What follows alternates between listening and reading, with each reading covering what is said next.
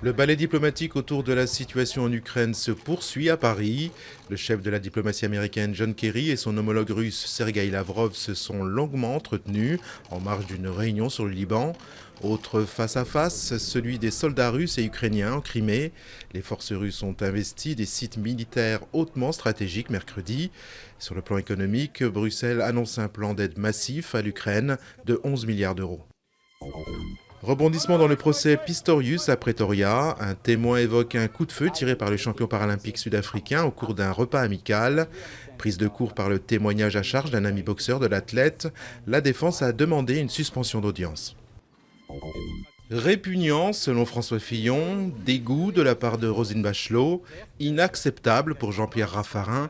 Les qualificatifs ne manquent pas après la publication par le Canard enchaîné d'enregistrements réalisé par Patrick Buisson à l'Élysée. Toute la classe politique de gauche ou de droite dénonce avec véhémence ces pratiques. L'UMP se trouve ainsi confronté à une nouvelle affaire à 18 jours des municipales.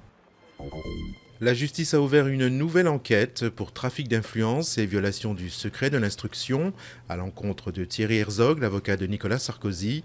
Le magistrat fait l'objet d'une perquisition en lien avec les agendas de l'ex-président saisis dans l'affaire Bettencourt. Aucune mise en examen n'a été décidée et l'information judiciaire se poursuit. Une fois par an, durant le carnaval, la petite ville italienne d'Ivrea reçoit une livraison exceptionnelle de 500 tonnes d'oranges.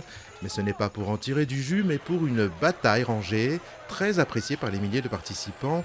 Une façon de commémorer la rébellion du peuple contre les seigneurs tyranniques de cette ville au Moyen-Âge.